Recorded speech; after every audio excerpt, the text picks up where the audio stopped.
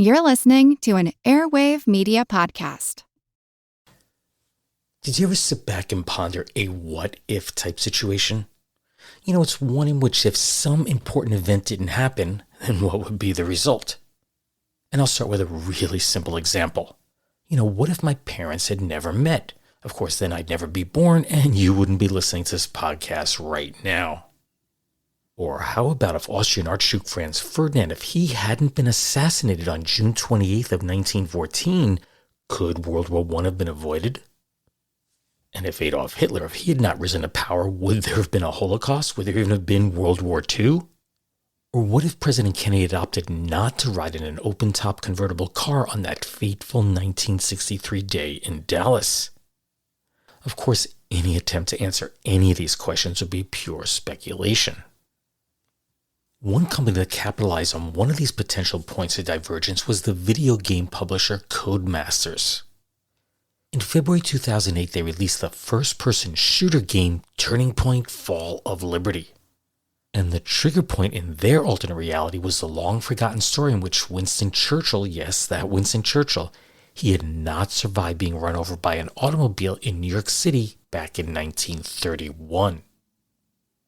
The game speculates that without Churchill's leadership during World War II, Great Britain would have fallen to the Third Reich in 1940, followed by the rest of Europe, the Middle East, and North Africa.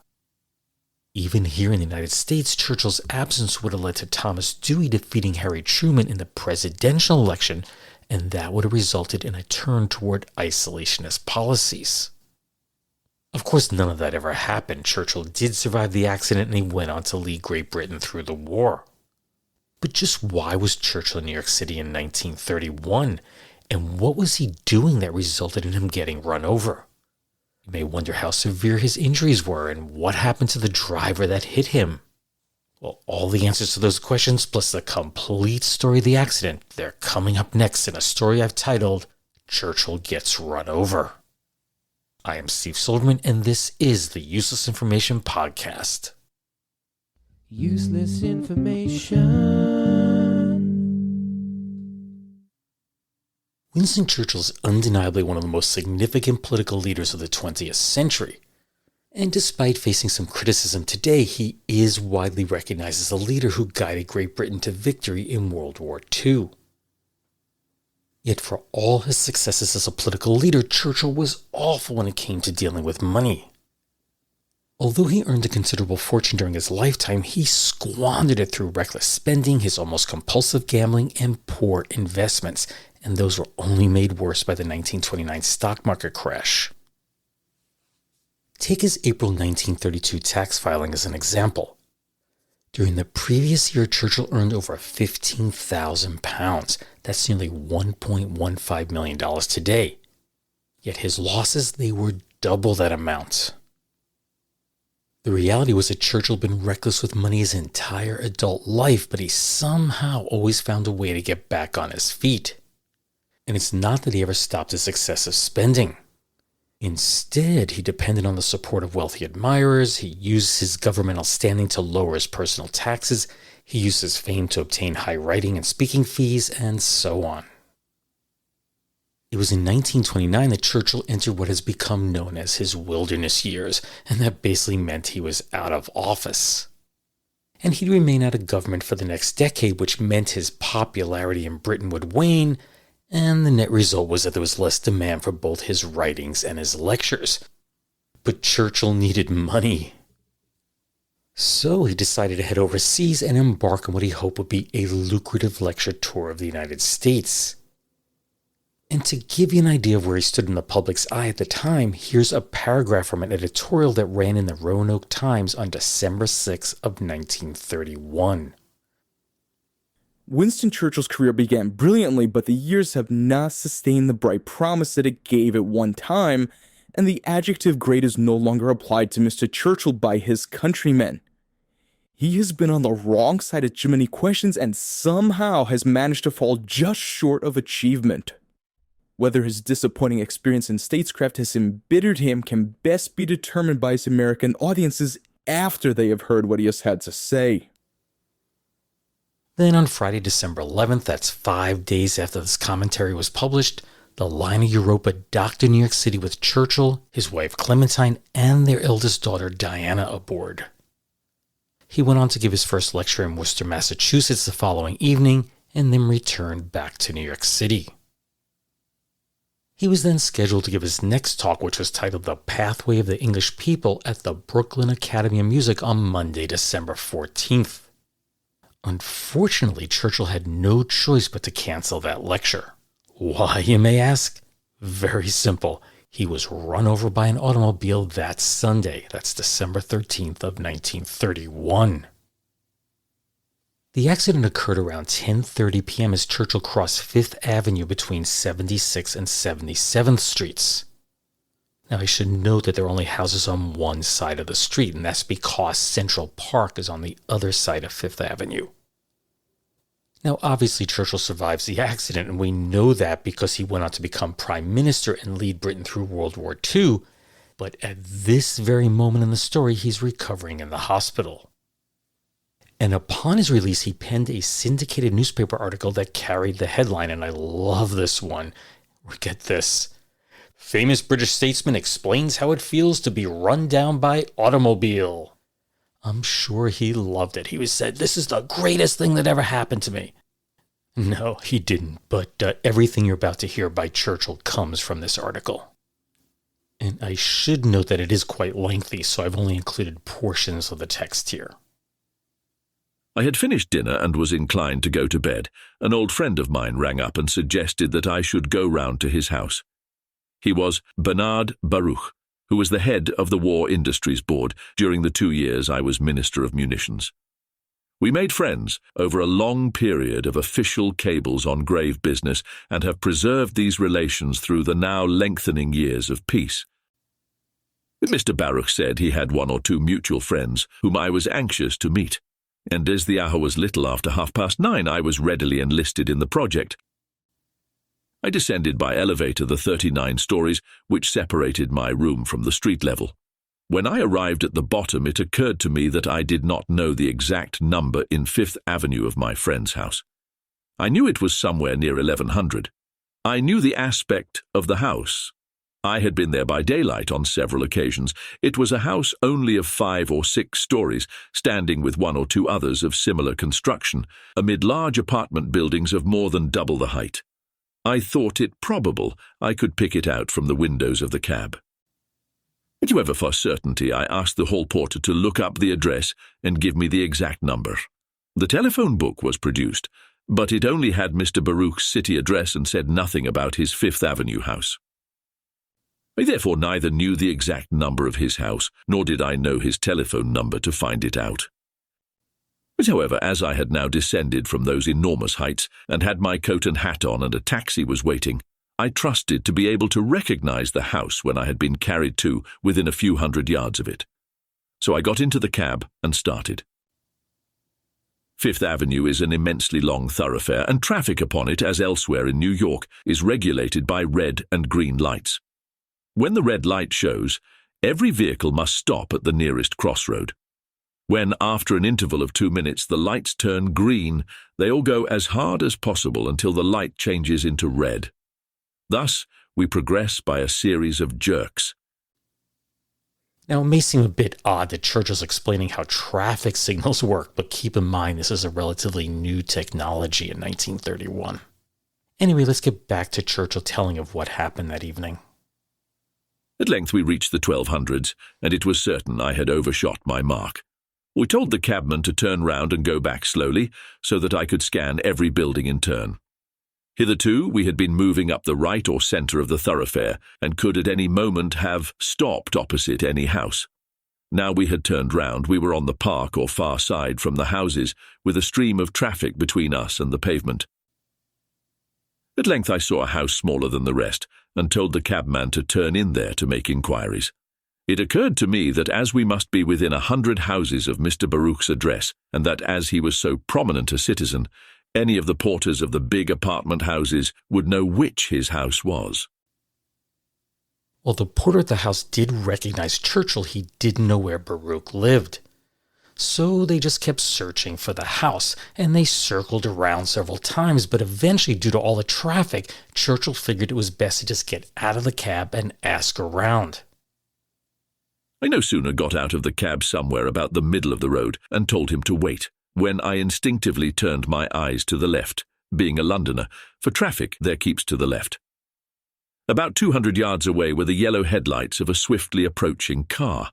I thought I had just time to cross the road before it arrived, and I started to do so in the prepossession, wholly unwarranted, that my only dangers were from the left. The yellow-lighted car drew near, and I increased my pace towards the pavement, perhaps 20 feet away. Suddenly upon my right I was aware of something utterly unexpected, and boding mortal peril I turned my head sharply. Right upon me, scarcely its own length away, was what seemed a long, dark car rushing forward at full speed. There was one moment, I cannot measure it in time, of a world aglare, of a man aghast. I certainly thought quickly enough to achieve the idea, I'm going to be run down and probably killed. Then came the blow. I felt it on my forehead and across my thighs, but besides the blow there was an impact, a shock, a concussion indescribably violent. Can you imagine being the one who hit Winston Churchill with your car? I certainly wouldn't want to be that person. The driver, he was identified as cabby Mario Edward Cantasano. And about 1 month after Churchill penned his account, the press published Cantasano's telling of what had happened. And the story carried the sub-headline, and again I love this one, How It Feels to Run Over Winston Churchill. I'm sure he had a great time doing that. Okay, again, no. In the first place, I'm not a taxi driver, though the newspaper said so when I bumped into Winston Churchill. I live in Yonkers, New York. I'm 26 years old, and I'm doing my best to support my father, mother, and the children. My last job was as a private chauffeur. In Brooklyn was a married sister who's been sick, and it's because of a trip to see her that I got into difficulties on that Sunday night in December and nearly killed one of England's most famous men. Having spent the day in Brooklyn, I was headed for Yonkers and home. It was one of those damp nights which make the streets all wet, even if it wasn't raining. Not so good for driving. You have to take things easy. The streets are slippery and the lights shine on them. I was going along nicely uptown, keeping in line with the traffic with an eye for the red lights. The last one before the excitement was at 72nd Street when the green light blossomed with an all clear, and I gently gave her the gas, picking up gradual speed until I was rolling along at between 30 and 35. All was well at 76th Street, and little did I think that the next second would be an important one in my life. Some cars were running south opposite to the way I was going, and by their lights and mine I saw a man's dark form leap from the middle of the street toward the sidewalk when my car was about 10 feet away from him. This man was not looking my way at all. He was looking north towards Yonkers, which he explained later is an Old English custom. As you're about to hear, Cantasano's reaction was quick.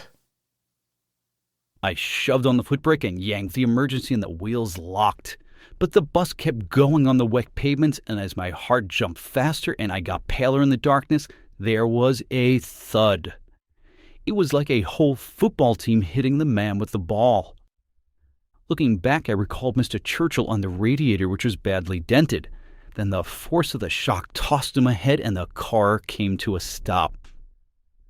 Let me ask you how you would feel if that happened to you when you were driving.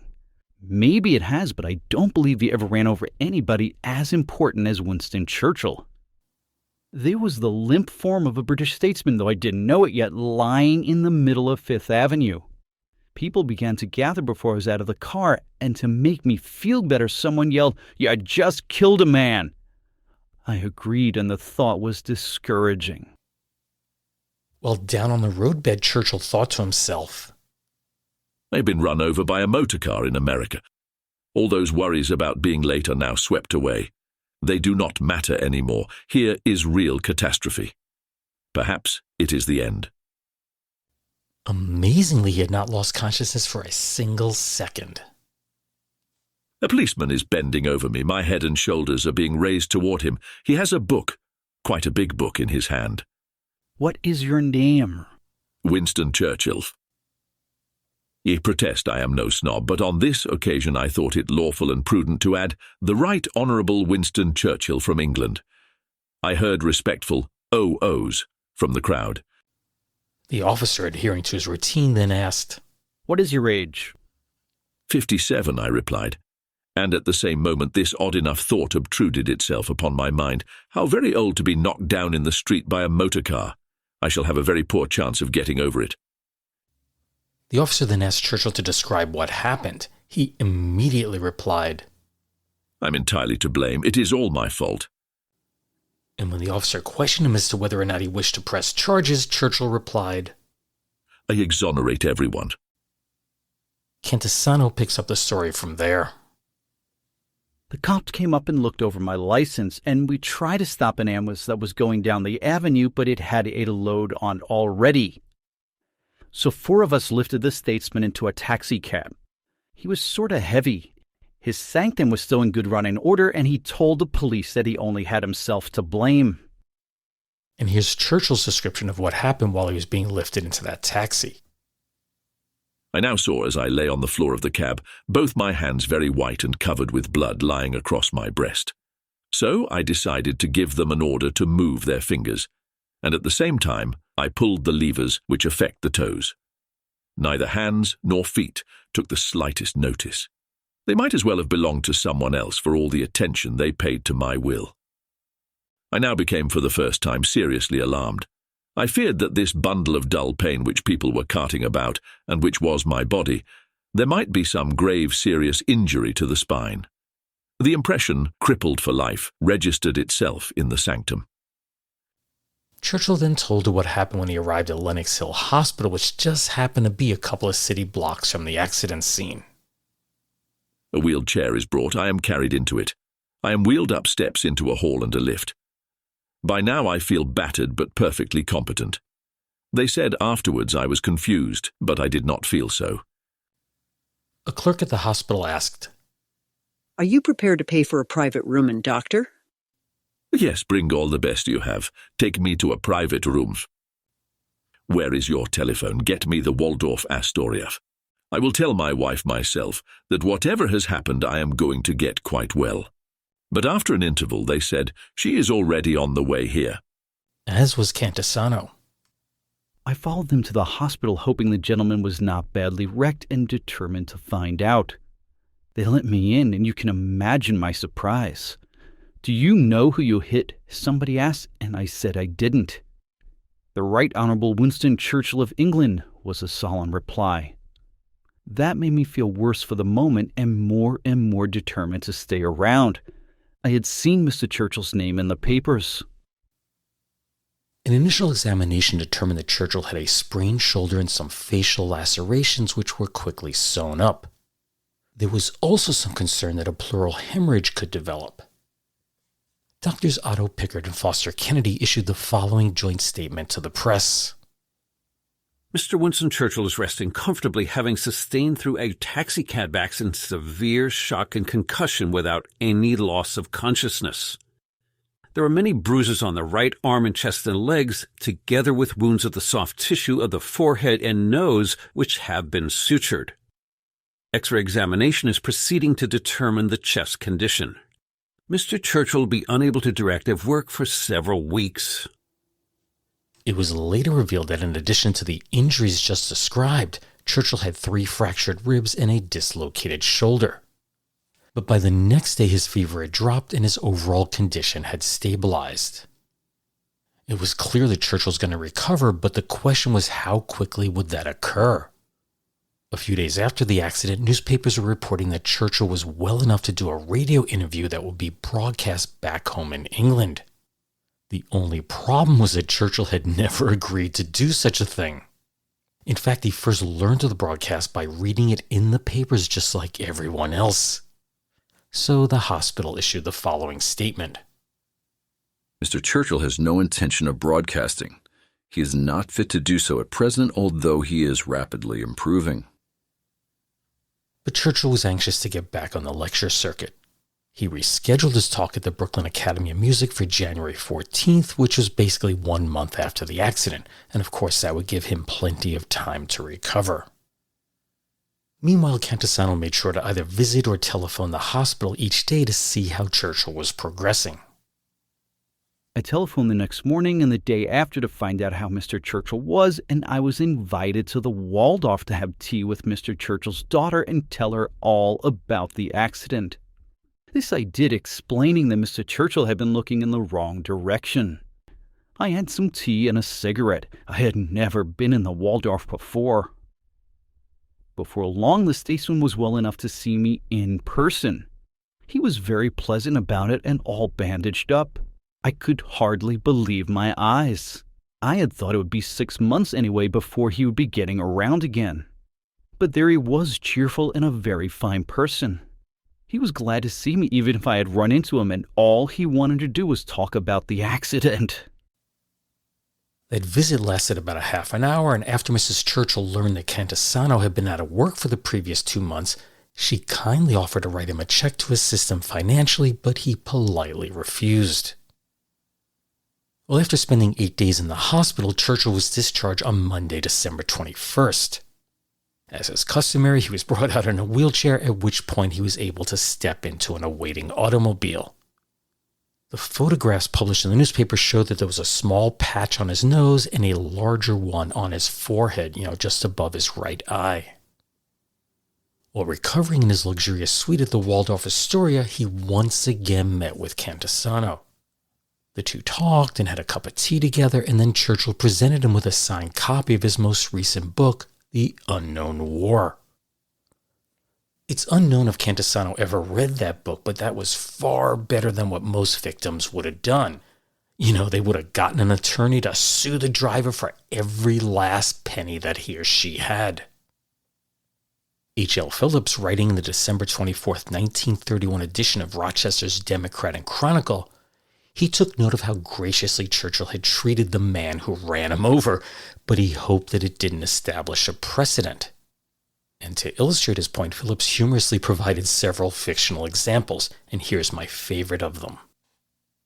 A taxicab driven by Joe Butch McGinty making 40 miles an hour past a red light hurled Lucius P. Galloway, famous author, 35 feet on Riverside Drive this noon, fracturing his skull. On Mr. Galloway's person was found a note reading, "If I am ever hit by a taxicab, see that the driver is made as comfortable as possible and put to no further inconvenience." Mrs. Galloway announced shortly after the accident that she had brought McGinty a newer and larger cab and would arrange to send his 3 boys through college. Mr. McGinty was very grateful. "It's a pleasure to hit such nice people," he said. "So many folks don't appreciate accidents." Setting humor aside, Churchill's recovery was slower than anticipated. So it was decided that the Churchills would depart for Nassau in the Bahamas on New Year's Eve, but even the warm tropical climate couldn't accelerate his healing. It was reported that Mrs. Churchill sent a telegram to Louis J. Alber, the director of Churchill's lecture tour, and she expressed fear that if her husband resumed lecturing prematurely, his health could be permanently impaired. As a result, a decision was made to postpone his scheduled lecture at the Brooklyn Academy of Music for an additional 2 weeks. An advertisement in the January 14, 1932 edition of the Brooklyn Daily Eagle announced, quote, "Brooklyn Institute of Arts and Sciences announces postponement of address by Right Honorable Winston Churchill from Thursday, January 14th to Thursday, January 28th. Brooklyn Academy of Music, 30 Lafayette Avenue. Tickets now. Box office. Telephone Sterling 36700. Unquote. So would Churchill make it this time? He did. He arrived back in New York City on January 25th of 1932, and that was discussed in that day's edition of the Brooklyn Daily Eagle. Quote, "Churchill returned today from a rest in Nassau. He arrived on the Holland America liner Statendam accompanied by his wife and daughter Diana." Unquote. That same story reported this equally important news, and this is very, very important news. Okay, I'm just kidding here, but you're going to love this. Quote, The Hamburg American liner St. Louis is arriving today from Hamburg, Bologna, and Queenstown. The St. Louis brought with it a South African rhinoceros consigned from the Hagenbach brothers of Hamburg to the Bronx Zoo. The rhino, which is 3 years old, took the trip quietly in his huge crate, and he wasn't seasick. The St. Louis also brought 28,000 canaries, the largest shipment of Hart's Mountain songbirds ever to come into port on one craft, unquote. Well, on January 28th, Churchill's lecture proceeded as scheduled with one notable guest in the audience, Mario Cantisano. And despite the media continuing to report the incident as a taxi accident, Churchill made absolutely no reference to it in his speech, and he appeared uninjured. Churchill would then go on to give 18 additional lectures, with the bulk of them being confined to the Northeast. The farthest west that he traveled was Chicago, and he arrived back in England on March 18th of 1932. Of course, the life of Winston Churchill is incredibly well documented and beyond the scope of this podcast, so I'm not going to go any further there.